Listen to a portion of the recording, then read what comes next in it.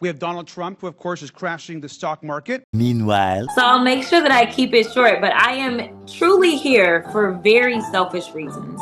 Starting with on March 29th, it's my birthday. And all I want to see happen on my birthday is for Elon to be taken down. Yes.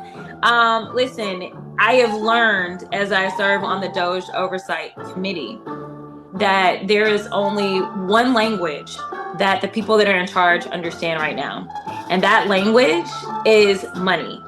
And so I've been so proud to see us organize behind a cause. a few moments later.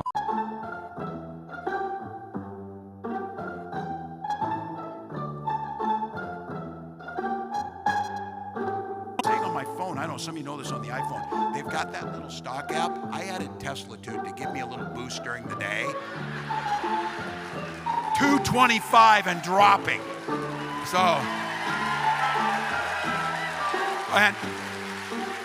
and if you own one, we're not blaming you. You can take dental floss and pull the Tesla thing off, and take out. Just telling you. He's taken away millions of programs and hurting people across this country to fund tax giveaways to billionaires. Meanwhile, Howard Lutnick, Trump administration, working on abolishing the income tax and the IRS. Tariffs are going to drive America better. Remember, we pay taxes into the Internal Revenue Service. Wouldn't it be amazing to stop paying taxes to the Internal Revenue Service and have the External Revenue Service of Make America Great Again replace our taxes? That's the goal of Donald Trump, and I think he's going to hit there. He's going to do everything he can to make that happen. Lower our taxes. No tax on tips, no tax on overtime, no tax on seniors. Come on. This is an amazing country, and we are winning. This is such an obvious win that who wouldn't like it? Now, of course, the Trump haters, they can't support anything Trump does. He could cure cancer. He could invent a teleportation device, and they'd hate him for it. But cutting the federal income tax is such an obvious win. What American wouldn't want to see this is the average numbers. They say $5,000 to $10,000 a year. It would save the average person $5,000 to $10,000 a year. And our constituents can't access their Social Security benefits. meanwhile, As part of that, are you open at all to cuts to entitlement programs, specifically to Medicare? No, look, the president has made very clear Social Security and Medicare have to be preserved, and we are not, no one is coming in with the intention of cutting benefits in any way or anything, but we have to look at all spending and look at it very deliberately while maintaining those commitments. The Republican Party is not going to cut benefits, okay?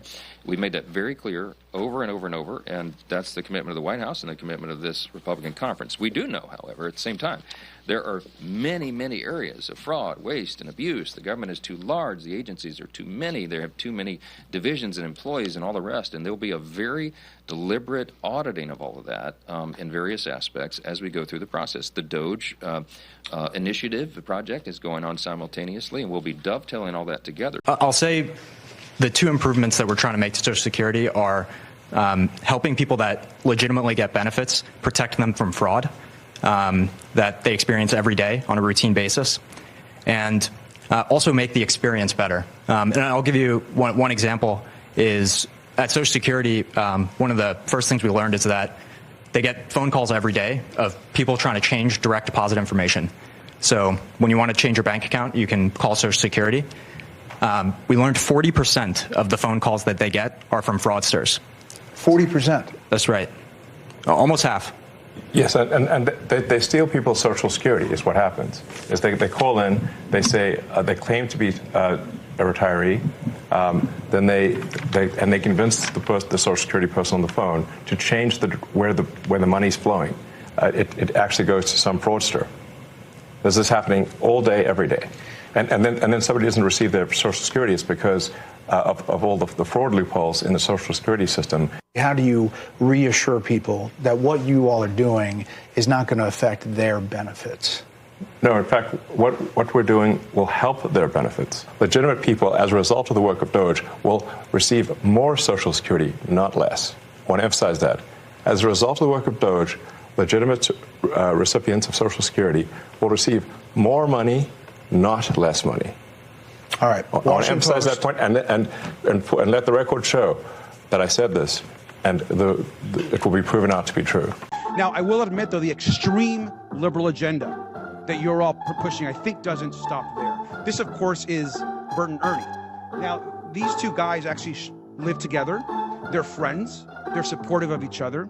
Now, that might be triggering to our chairwoman and some on this committee, and perhaps that's also why we're here today. Ms. Kerger, an important question. Are Bert and Ernie part of an extreme homosexual agenda?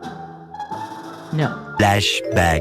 A former Sesame Street writer has revealed that Bert and Ernie are gay. Mark Saltzman, who wrote scripts and songs on Sesame Street for 15 years beginning in 1984, told Queer Team that the iconic character's relationship is based off his real-life relationship with Arnold Glassman, an acclaimed editor. The two were together for 20 years before Glassman's death in 2003. Saltzman told Queer Team, "And I always felt that without a huge agenda when I was writing Bert and Ernie, they were.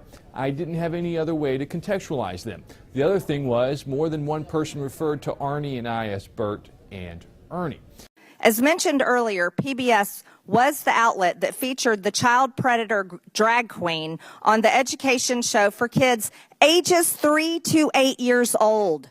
And to clarify the record, because our witness, Ms. Kerger, lied under oath and said it wasn't featured on PBS, this show was aired on PBS on April 1st, 2021, and we will take a look at this video right now. We're using a TV today because our audio system is having problems. Let's go ahead and watch this video. So, get your singing voices ready. And we're going to start with our hips. The hips on the dragon go swish, swish, swish, swish, swish, swish. The shoulders on the dragon go shimmy, shimmy, shimmy, shimmy, shimmy, shimmy, shimmy, shimmy, shimmy. Blah, blah, blah, blah, blah, blah, blah, blah, blah. Come down from the dragon goes blah, blah, blah, all through the town. So, get your singing voices. The hips go swish, swish, swish.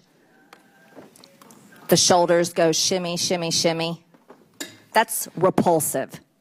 That's not what children ages 3 to 8 should ever be watching. A grown biological man posing as a woman. So I thought I would explain this to people who are literally calling me transphobic, homophobic, dragphobic, as if that's even a word. I'm not any of those things. And if you actually knew me, you would understand that. So yeah, I'll explain to you why I went to this drag queen story time to try to bring awareness to people, because right now there is an attack on children. People are sexualizing children. It's happening every single day. Kids are being taken to strip clubs and being encouraged to put money down the underwear of strippers. I need to know, could you be the one to call when I lose control? Who are half naked.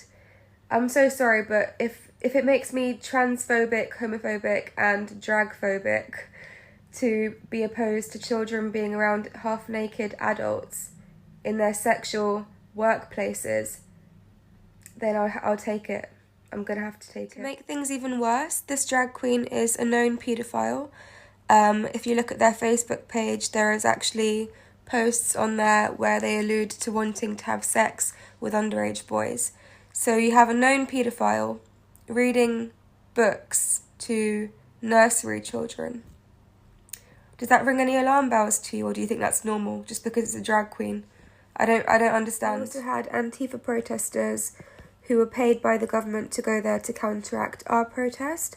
They did admit that they are Antifa protesters, and yeah, there's no doubt about that. They told us themselves. So yeah, they were calling us Nazis the entire time. They attacked us multiple times. And I thought it was quite ironic they were calling me a Nazi, considering I've got family who died in the Holocaust, but okay, cool. Also, the Daily Mail wrote an article about us where they called us far-right fascists and, alluded to the fact that we're Nazis, which is quite ironic again. But luckily the comments saw through that bullshit and they called out what they're doing, and they were luckily standing with us.